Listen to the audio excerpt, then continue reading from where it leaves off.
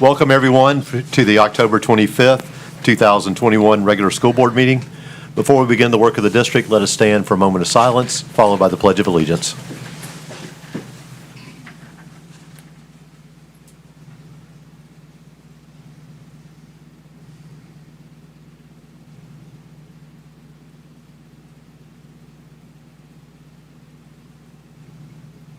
I pledge allegiance to the flag of the United States of America and to the republic for which it stands, one nation, under God, indivisible, with liberty and justice for all. Dr. Burns, you have a statement? Yeah, I'm working virtually today. I'm under the weather. Okay, thank you. Superintendent? Board, do we have any changes to tonight's agenda? No, ma'am. Seeing none, I am going to pull item 10.02 to discussion so that we can recognize some special guests this evening. And with that, I recommend approval of the minutes from the executive session for collective bargaining October 11th, 2021, and the school board meeting October 11th, 2021. Board, you've heard the superintendent's recommendation. So moved. Second. Second. Any discussion? All those in favor? Aye. Aye. Any opposed? 5-0. We'll move into public input. And before we begin, let me make the statement that I typically make. The Lake County School Board welcomes you, all of you, to this meeting. This time is set aside for the citizens of Lake County to address the school board. This is not a question and answer time. It is not a political forum, nor is it a time for personal accusations or derogatory remarks to or about school personnel. If you would like to address the school board, please come to the podium, speak into the microphone, state your name and address for the record, and limit your comments to not more, you can absolutely do less, than 3 minutes. Your participation is welcome. Okay, so the first comment card, Ms. Danny Page.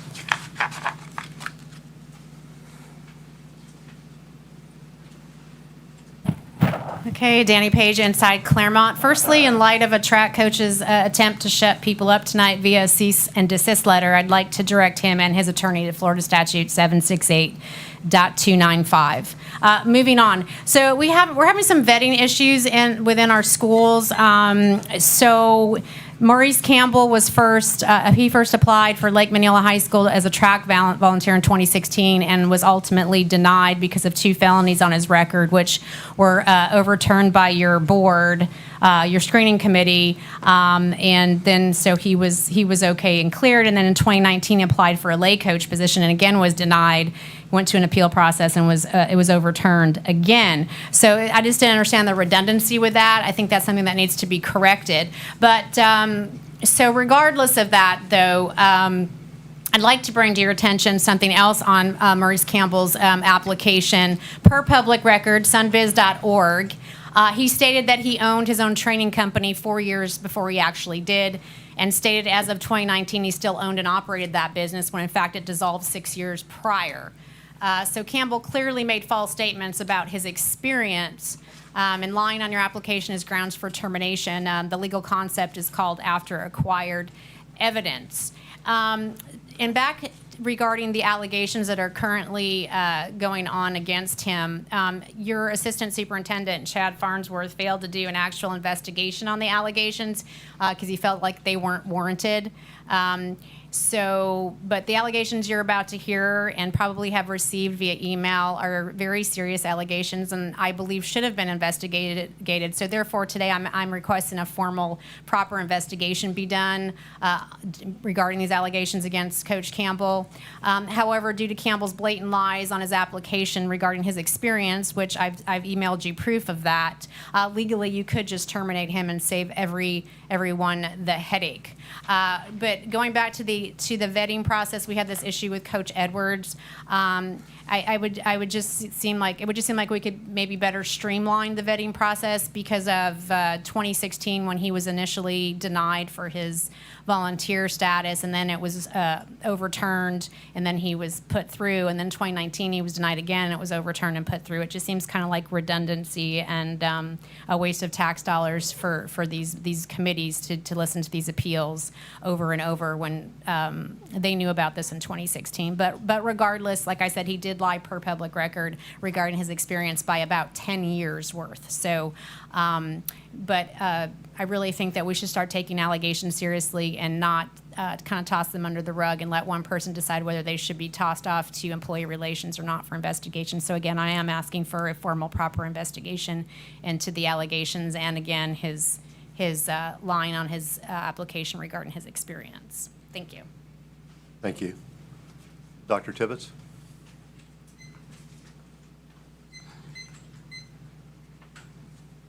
Mr. Chairman, board members, Superintendent Cornegay.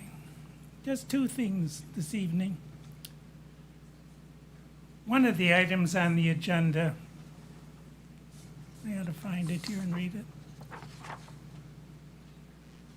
involves the release of Cal Ripken's foundation regarding the equipment that they have given to you.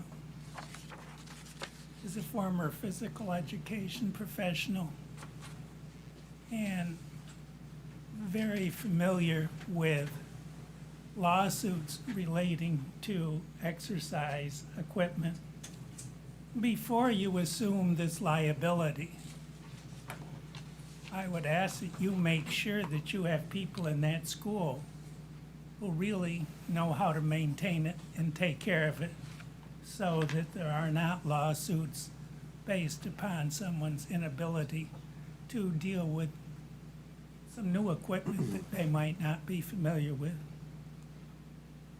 Secondly, I can't help but comment on this ongoing attack on a teacher.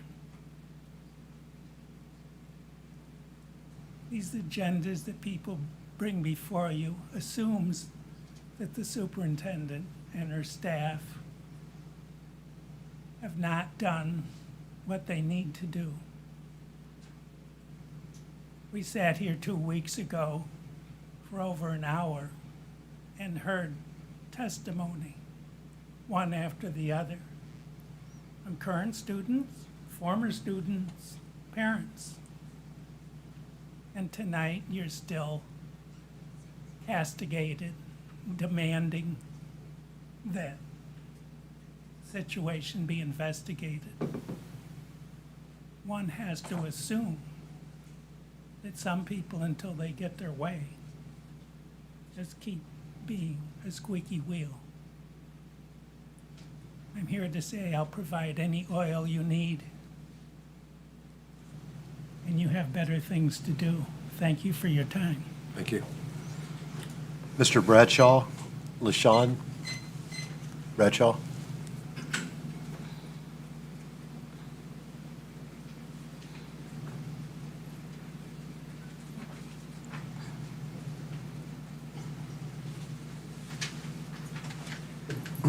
Thank you.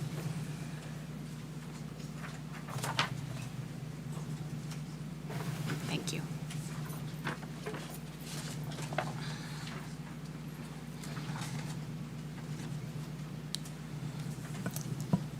Ladies and gentlemen of the board, thank you for allowing me the time to speak with you today. A couple of weeks ago, you listened to gleaming reports about Coach Campbell and how he is supportive, cheers the athletes on, and is there for the kids. It's easy to be doing these things when you know you have people watching your every move. The first major concern that happened, or excuse me, actually I'm going to leave that to my husband to share later. A major instance, which was the tipping point as to why we ended up having our children leave the school cross-country team, which they had been a part of for 4 years, and also had been to states many times with them, and also with track as well, been to states, was this instance here that I'm going to share with you. My boys had been training all summer in hopes to prepare for their best season as seniors, and their first meet was approaching when just days before, Coach Campbell informed the athletes that only junior varsity would run and not varsity. My boys tried hard to get a reason from the coach, but he would not respond. There was a parent meeting that was to be held, which had been rescheduled multiple times. Finally, we got word that there was a Zoom meeting just hours before it was to be held. Lash asked if he could ask the coach why he wasn't running, and hoping to get a response since other parents would be there. His response that the coach gave to him was, "I am the coach, you have to trust me." The next week, while the team was practicing, the coach called all the athletes together. He gave a speech about doing the right thing and not following others. Then he said they would be taking a vote whether to kick Lash off the team or be suspended for the next 2 meets because he was disrespectful to him during the meeting. Several students, including his brother and sister, refused to vote when they were called up. They were told their vote didn't count so much for standing up for what you think is right. When I found out what happened, I went to the school and sat down with Coach Campbell and Coach Banks, who is the athletic director of Lake Mineola High School. And I was told by Coach Banks that Lash would not be suspended and that he would be running in the next 2 meets, and then he dismissed Coach Campbell from our meeting. And I continued to talk with Coach Banks for another hour about some of the challenges that we'd been facing throughout the year. Before Campbell was dismissed from the meeting, he actually looked at me and said, I have to do what Coach Banks is telling me to do. He is my boss, so I will have to follow his directions. So later that afternoon, Lash was added on to the roster for the meet. And then in the middle of the night, at some point, Coach Banks had gone in and taken Lash back out of the meet and took Coach Cheryl off of the contact list so that she would not be notified of any of these changes. So he was doing this very shadily. The next day, one of the teammates happened to be checking the roster and noticed Lash's name was not on the list. And so I was informed around 12 o'clock that day. Registration closed at 3 o'clock, so we had to hurry and make contacts to see what was going on and what we could do to get him added back in. It's clear that Coach Campbell does not even follow his own boss. So that's all I have to say. Thank you for your time. Thank you.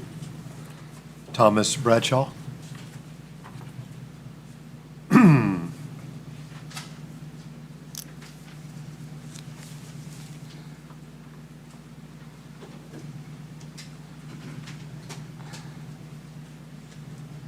Good evening, ladies and gentlemen. I'm also here to talk about Coach Campbell.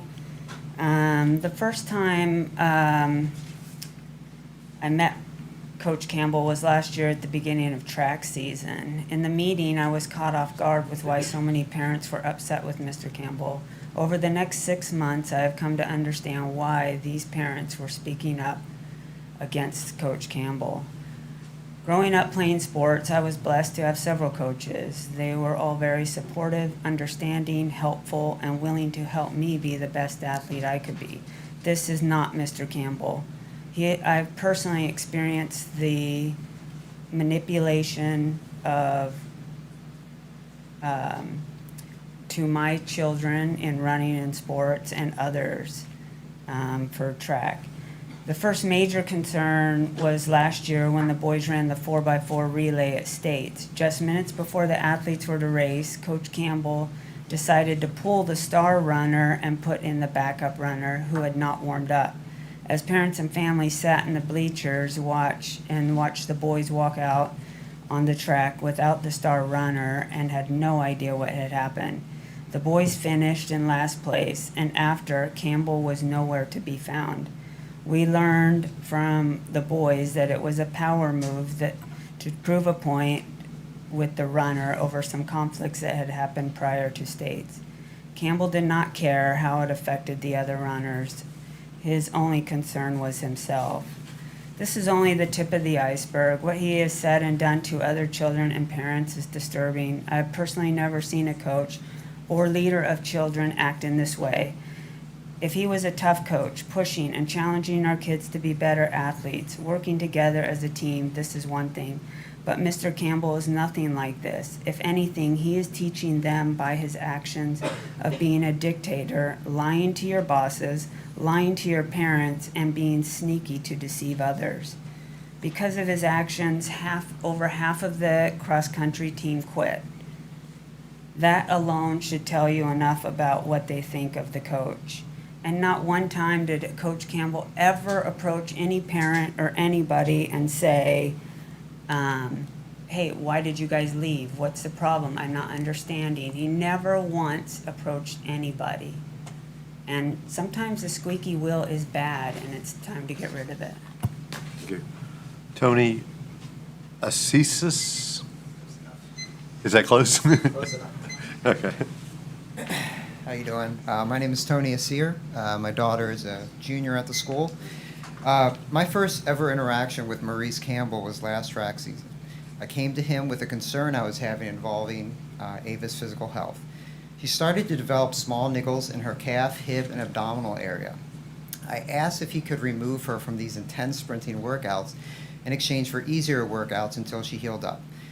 His reaction to this request came 2 days later when he held a coaches, parents, and athletes meeting where he stated many times, "I know what I'm doing, let me do my job. I know what I'm doing," he kept repeating. He made all the other coaches stand behind him and repeat this mantra along with him, that he knew what he was doing. It seemed very awkward at the time. Maurice ignored my warning of her physical health and continued with his training. About 10 days later, she was, in fact, fully injured, unable to run at all without severe pain.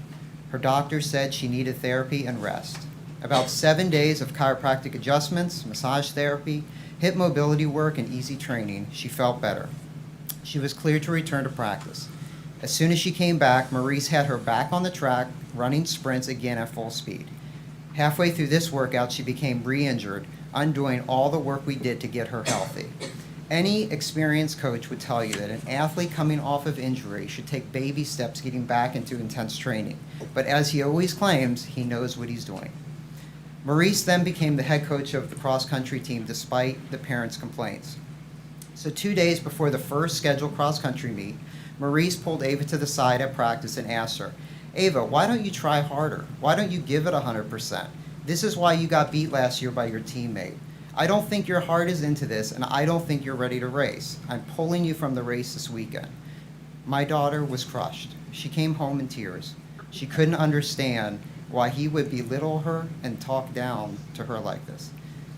As her father, I can tell you she trained 6 to 7 days a week over the summer, knowing how important junior year of athletics were when getting recruited by college coaches. With regards to Maurice and his scare tactics aimed at the parents not to speak up today, this only enforces what the kids have been saying and enduring. He actually threatened the parents not to speak up here today in front of you. That's why many of them are not here. In my opinion, the bullying and toxic nature that has been brought to this team has ruined a once amazing and respected program. Thank you. Ava Asir.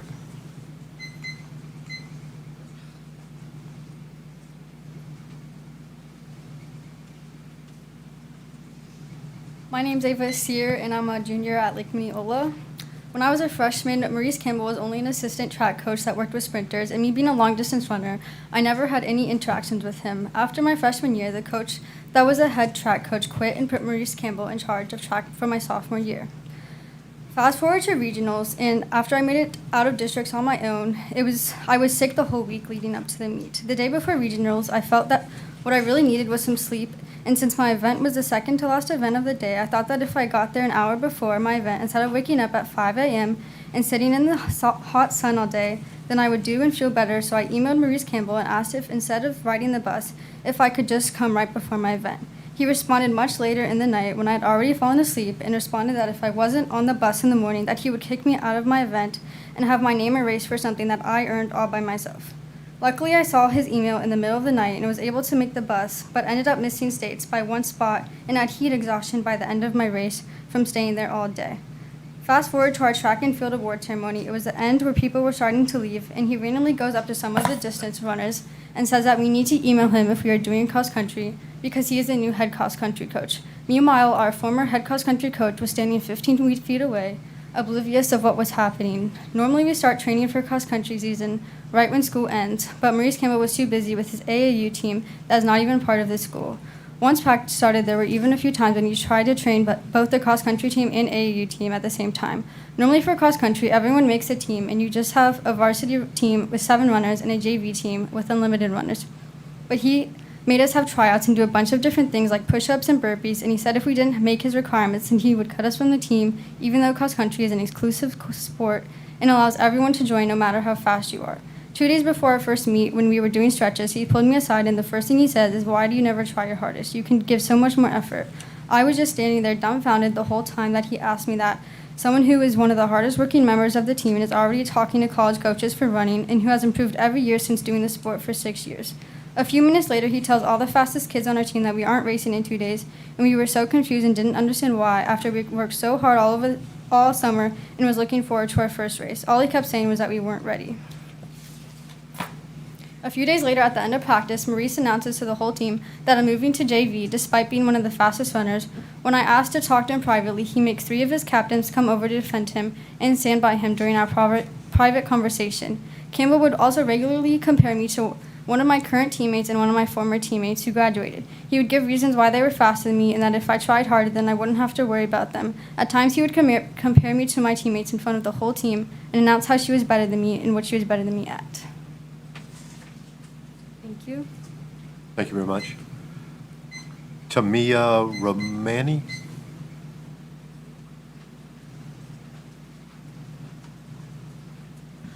Hello, my name is Tommy Romani, and I'm speaking on behalf of Natalie Durkle, who couldn't make it today. Hello, my name is Natalie Durkle, and I'm currently a senior at Lake Minneola High School. This was supposed to be my 4th year running cross country, and I was unfairly kicked off the team by Coach Campbell. When I got my athletic physical done, my doctor told me I couldn't run it until I got a neurological evaluation done due to recurring headaches. Unfortunately, the only appointment that was available was a whole month away. I thought I would feel fine and I could start the season a little later than the rest of my team, but that didn't happen. A few days after the season started, I was told by Coach Campbell that if I did not get my physical in by next week, I would no longer be on the team. I understood that Florida law requires all student athletes to get a physical approved by a doctor in order for them to participate, but I was told by an administrator at my school that no one would be kicked off the team and I shouldn't worry. But I was kicked off the team and I felt like I was tossed aside and my team didn't need me.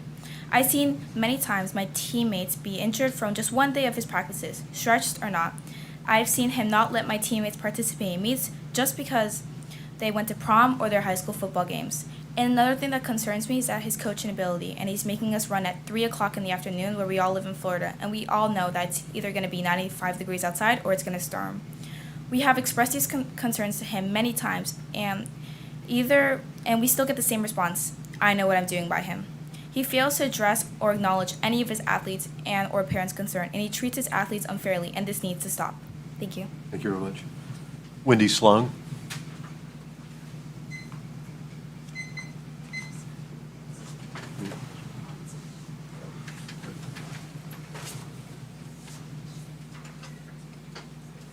Thank you.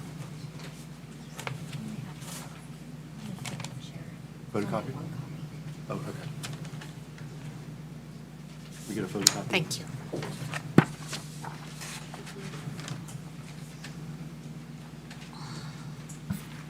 Good evening. Thank you for allowing us to speak with you all tonight.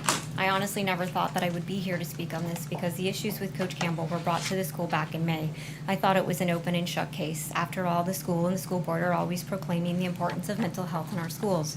Well, dozens and dozens of emails were sent from multiple parents to the assistant principal, the athletic director, the district athletic director, the assistant superintendent, and even you, Miss Superintendent.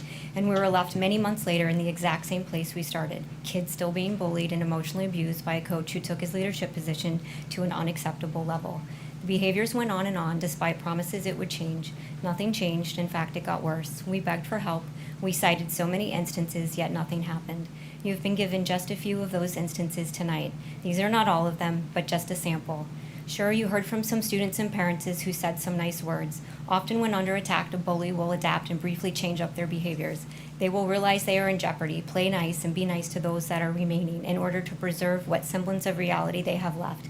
This isn't the bully's typical behavior. This is the adapted behavior they will not last. And bullies don't bully everyone either. They form allies with some. That is how it works. That is how they continue to bully. They have others that will support them when needed. And regardless of those few nice words that you heard previously, do they in any way take away from these students' and parents' experiences? Does it mean what happened to these other people didn't really happen? Therefore, should we disregard their experiences and their feelings? Do you allow someone who has treated people, such as what you have heard this evening, to continue in a position of authority in order to continue to treat people in this way? Do you know why the kids did not want to speak tonight? Because they've been intimidated. Speaking out could have consequences against them. I can't stand by and let my child and the other children who left this team be intimidated any longer. They deserve to be a part of their school team.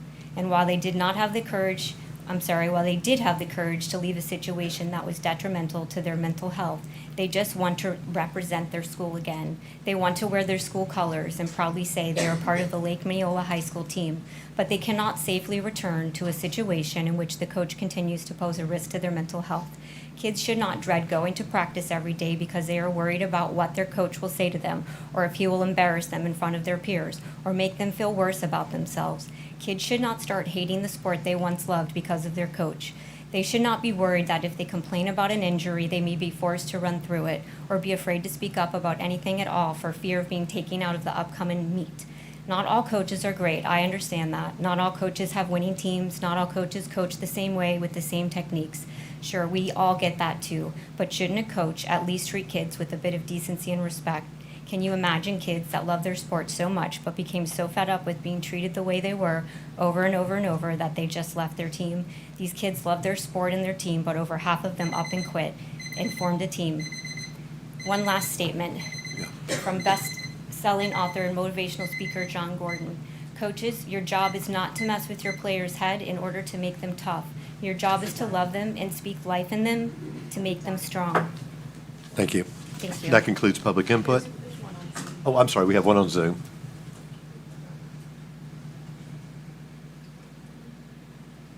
And do we know who that is? I came in a little late. I have an opportunity to talk. No, sir. We have Mrs. Kristen Evans. Two of them on there, one of them signed up for public input. I'm not sure which one. Who's controlling our public input? Kristen Evans is the one who signed up. Okay, is she ready? Okay.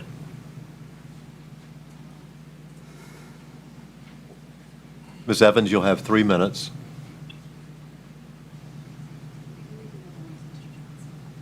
Oh.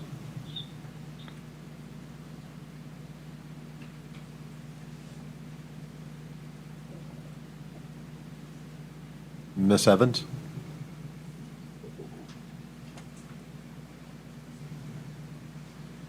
Are we connected, or? We are actually a bad signal, which you can get. Okay.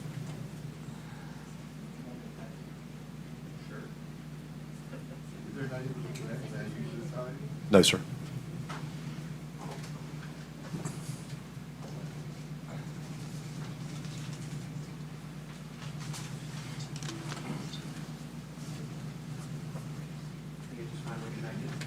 Okay. Okay, I see the mic is muted. So, Ms. Evans, if you'll unmute. Okay, Yes, go- hello. There you go. You're in. Okay, I'm sorry. Am I supposed to be speaking? Yes, ma'am, and you have 3 minutes. Oh, no, I wasn't going to speak tonight. I'm just listening. Oh, well, it's good, it's good hearing you. All right, well, that concludes our public input. All right, Superintendent, we have attorney's reports. Mr. Johnson?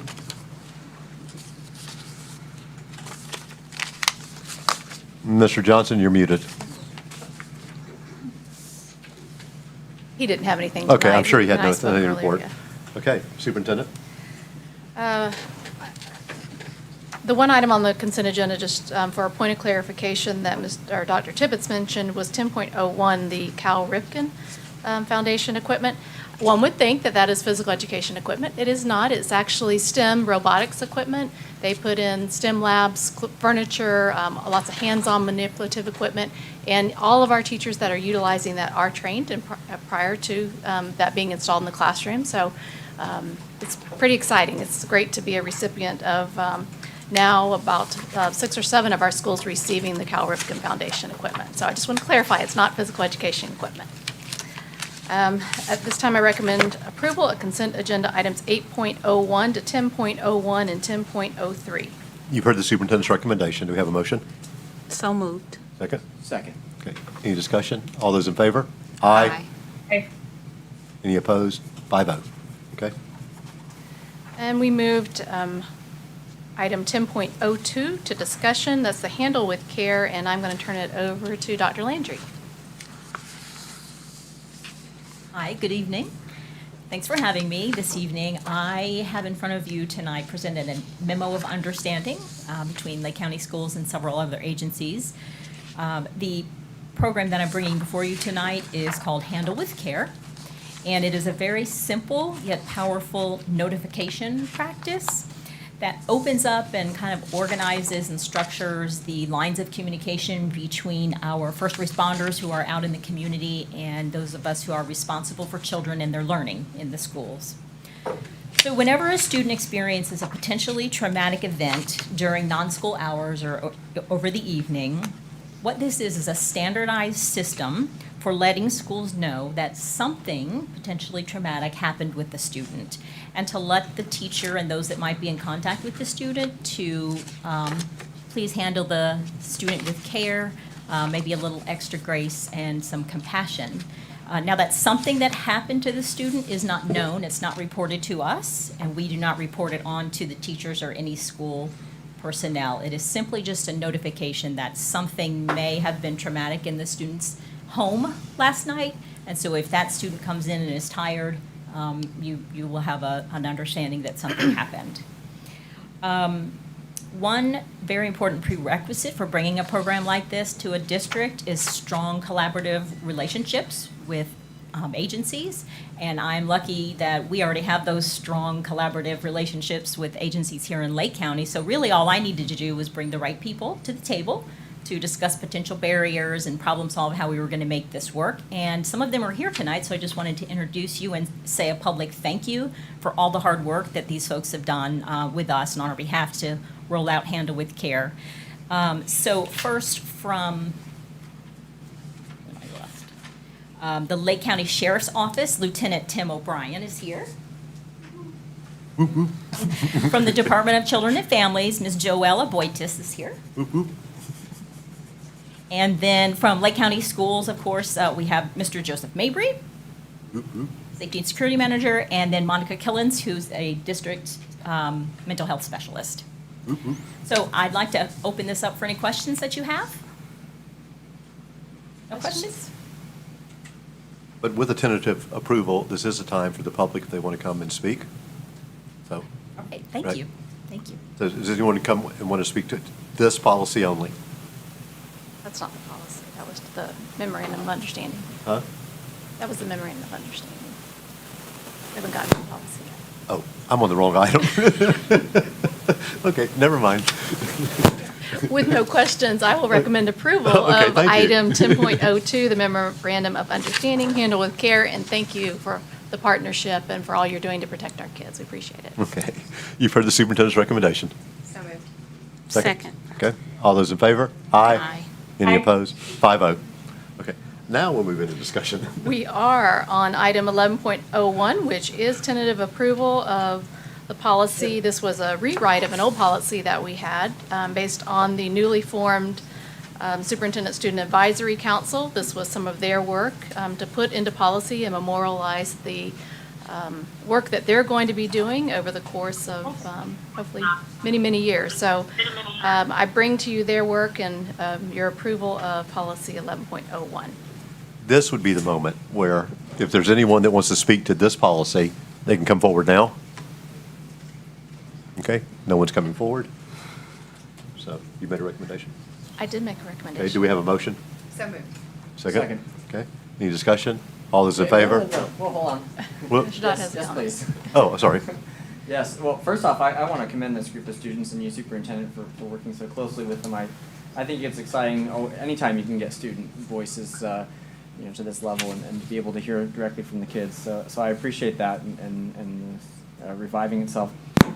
Just looking at the policy, or I guess really it's more of a bylaw.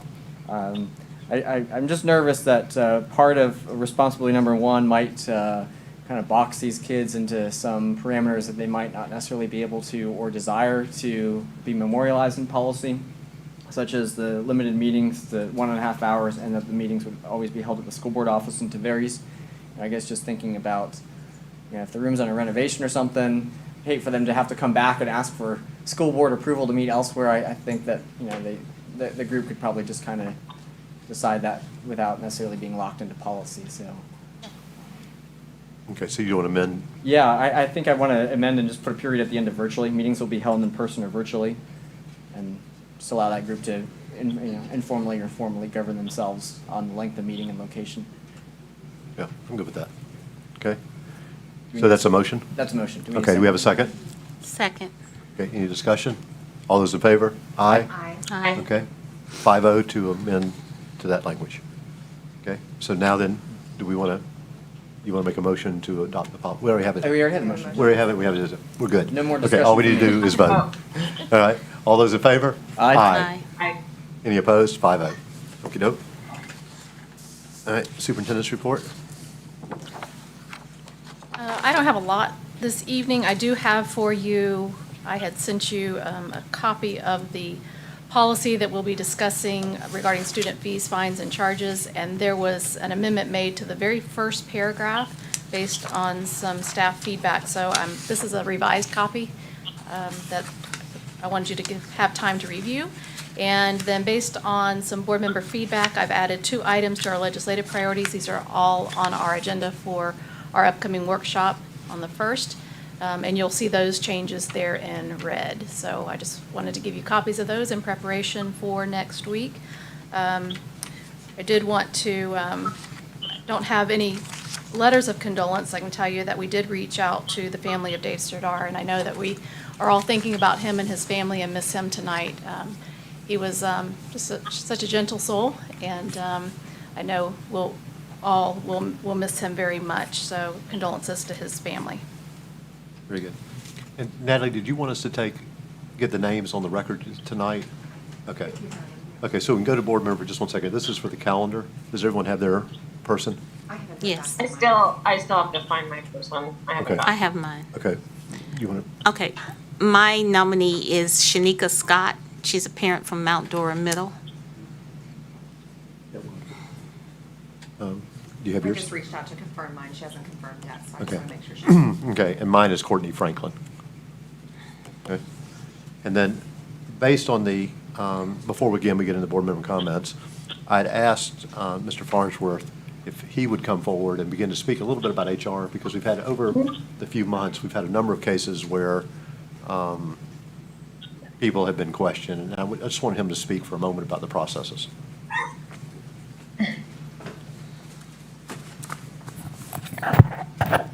Okay, good evening. Thank you, Mr. Chair, Superintendent Cornegay, and board members. Just wanted to take a moment to touch on our HR processes when it comes to hiring and screening. We do have an appropriate process in place, and it operates within the Florida statutes. There's 2 Florida statutes, one in the labor section, which is 435.04, and then one in the education section, which is 1012.315, parentheses 1. And both those kind of mirror one another and establish some screening standards, and there's prohibitive felony offenses in those statutes, and we operate within the parameters of those statutes. And basically, to my knowledge, we have not hired anyone that has a record listed in those statutes as far as offenses in their criminal background.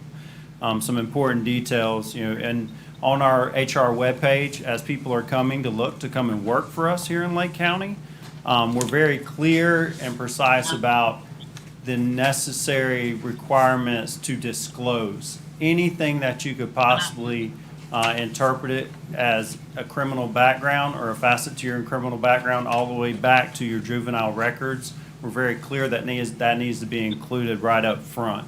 So the process that an applicant would go through is the application that they've responded to a posting, and then they will be interviewed, and reference checks would be performed by the call center or the school or department that wish to hire. And if they wish to hire, they request a request for hire to HR. Then in HR, we reach out to the individuals to schedule background screening and other requirements such as drug screening. And if they are cleared through that process, then they take part in new employer orientation. When the fingerprinting occurs, any reports from FDLE and/or the FBI database are reviewed. Based on their criminal history, the Criminal Background Committee either approves, denies, or requests more information from those individuals. And that's to make sure that we're making the most informed decisions possible surrounding the people that we put to work directly with our children. Those individuals, per statute, are notified in writing if they are denied. That letter does offer for that individual to come and meet with the committee in person to provide additional details and/or documentation, but that has to be requested by the applicant. And that's not referring to offenses on those statutes that I mentioned at the beginning that disqualify you from employment. But even if an applicant is disqualified from employment from those beginning statutes, we are required to notify them in writing. And then the committee makes a final decision. So it's a very sound process, and it's something that we take very seriously in HR and in employee relations and the members that comprise that committee. Our purpose is to make sure that anyone and that should not be lawfully permitted to be employed in our district is rightfully excluded. And once the district employs someone, we do maintain those prints as required in statute. So if they are ever arrested or find themselves in trouble with the law, we get a flag and we can address it appropriately. And they're required in their contracts and board policy to also disclose that themselves. So usually those come in right neck and neck if something occurs over the weekend. And from employee relations perspective, the purpose of our investigations is not to fire employees. We're not a law enforcement agency or the FBI. Our goal is to get to the bottom of important issues, correct behaviors, and support those who need it. But rest assured, if legitimate just cause exists for the necessary termination of someone, I do not hesitate to make that recommendation regardless of who they are, their demographic makeup, or any other affiliation. I do acknowledge, though, that our processes have been in place for many years. So following thoughtful discussion with Superintendent Cornegay, and in the spirit of maintaining a strong sense of confidence in the community, I would like to request a third party, such as the Superintendent's Association, provide us with and conduct a review of our screening practices. I feel like it would be valuable to validate that we are still on the right track, and perhaps they can share any best practices with us that other folks are using around the state. You guys have any questions for me? I think that's a brilliant recommendation, and I would support that. Board members? Of course, it's always nice to have people tell you you're doing things the right way, so I welcome them reviewing and giving us feedback. Dr. Burns? I support any and all transparency, for sure. Okay, good. Okay, 5-0, move ahead. Thank you. Have a good Thank you evening. very much. Okay. Board member comments, and we'll start with Dr. Burns, since you're... Yes, sir. The only thing I would like to ask is, I recognize that we do have a very toxic social media situation right now, and it's very much affecting the Claremont area. And I would ask the public to please notify your school board members. I think somebody mentioned that they thought this was a done deal in May, and I didn't get an email until today. So I would just simply ask that the community help us with this problem with social media, because we are trying to have our teachers and employees' backs, and we need people to come to us directly if there's a real issue going on. So I do appreciate everyone who brought everything forward, and last week where it was really very clear the character of the people we were dealing with. So thank you very much. That's all I have. Okay, thank you. Mr. Dodd? Yes, all right, thank you. So the last couple meetings, we've talked a little bit about textbooks, and so I want to thank the superintendent for her invitation to sit down with me and talk in great detail, and Amy Cockcroft and your team and all the work that you've done, as well as Mr. Ward. So we all had a chance to meet today, and they had a lot of information to share with me. most notably relation to the timeline of when books were ordered and when they arrived, which I think was able to help navigate me through what sort of delays do we experience from the depository, as well as what sort of errors or improvements could we make through our own processes. And while, yes, the depository did have its fair share of issues, we also recognize and have taken responsibility for orders that we didn't submit timely. With all that, the team talked at great length today about some of the process improvements that they've got planned. And so I wanted to take a moment to share those with you all. And the first and foremost that I think is going to be most beneficial is an accelerated timeline on the ordering process and working with finance to leverage the ability to essentially order 90% of the books as that funding becomes available in May. So they've got a target to order the books by June the 1st, which certainly I don't think that would have alleviated all of the problems with the depository this particular year, but maybe in future years outside of the pandemic-related issues that maybe that will help us kind of jump in line, maybe ahead of some of the other districts that are waiting till July or the start of the new fiscal year to order, as well as the district plans to put in a Google tracking sheet to help inform themselves of order shipments, as well as tracking the orders to help clean up any sort of errors and be able to recognize those early on.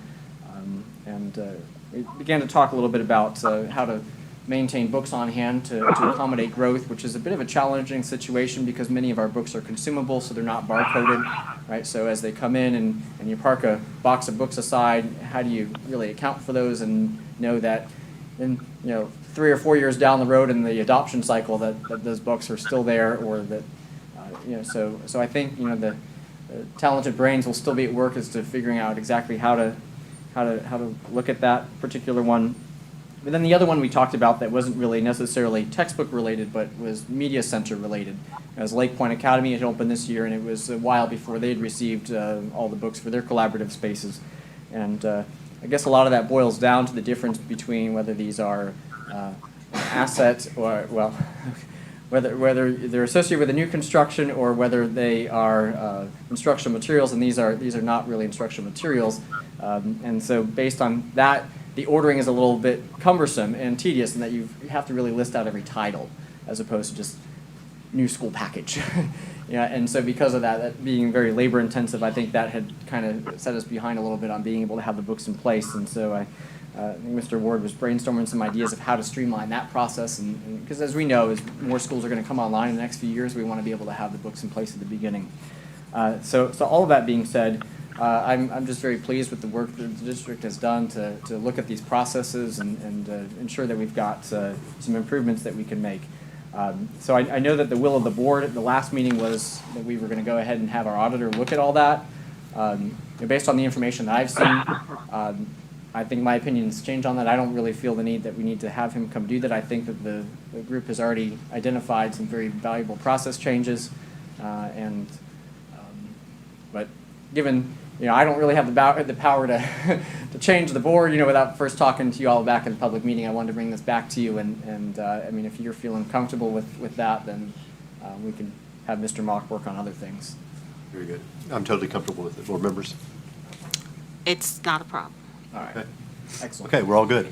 All right. Excellent. Very Thank good. you. Okay, thank you. Mrs. Cunningham? In keeping with Mr. Dodd's comments, I am happy to agree to no audit. I believe that we have very capable people, and I think if given the opportunity to look at whatever happened, as you obviously have done, they will come up with a plan that works. So my hat's off to you. Thank you, and we look forward to your continued good work.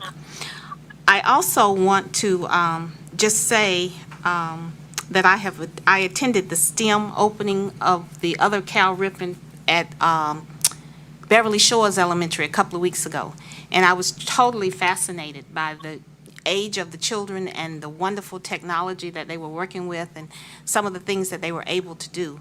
I am also looking forward to attending one at Oak Park next week. So I think that certainly if you're looking for an opportunity to see technology really making a difference in the lives of our students, those are some great examples of places you could come to see it. I'm also very happy about our student representatives again. I think it's important that all stakeholders have a significant understanding of how the board works and what things occur and what's proper to go on in a board meeting and otherwise. And I think if we teach the students early, then that makes them productive citizens, and hopefully someday one of them will be sitting up here where we sit. And last but not least, thank you very much for the Handle with Care. I think it's one of this superintendent's and this board's main commitments to students to make sure that their mental health is taken care of. So we're always happy when there's a new program that hopefully is going to help us in that with our students. So, thank you, sir. That's Very all good. I have. I have one correction. Tomorrow at 10 o'clock is Is Oak it Park. tomorrow? It's I'm tomorrow. glad you corrected me. I'll be there. Yeah. Okay. Mrs. Luke?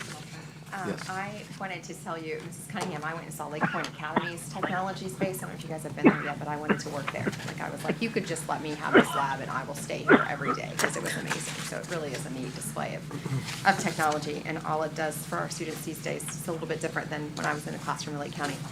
I also wanted to suggest that as we consider moving forward with our human resources and considering how we're, what our policies and procedures are in regards to hiring and screening, that we consider as a board how to manage public input.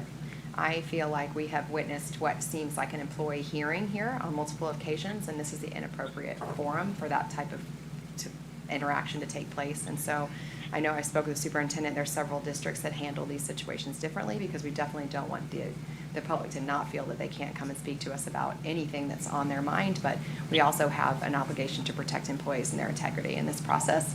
So if we could have some of those brought forward so that we can discuss it going forward, I would really appreciate that. Workshop it? Yeah. Okay. That'd be great. Very good. Thanks. Okay. Thank you. I've got just a couple of, actually, this is the most I've ever had on a plate.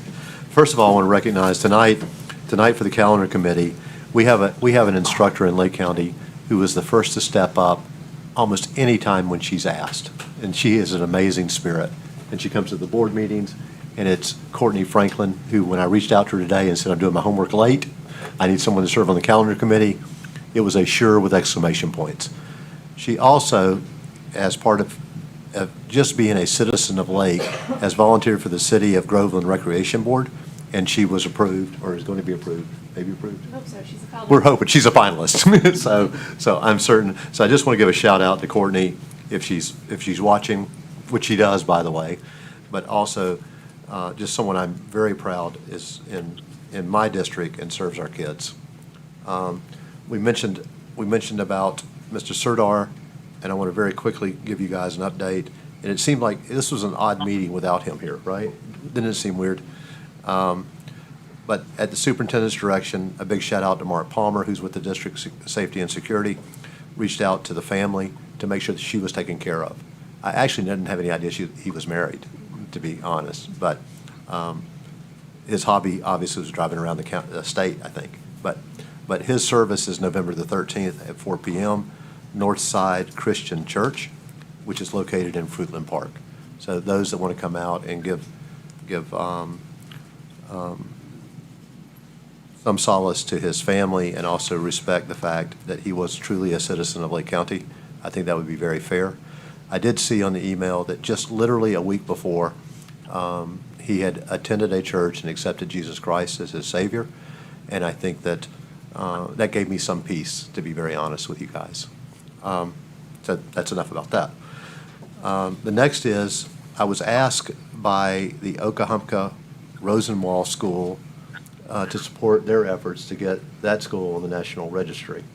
And so with the superintendent's support and Sherry Owens, she drafted this letter that I'd like permission for us to send. So if you can read it for a sec.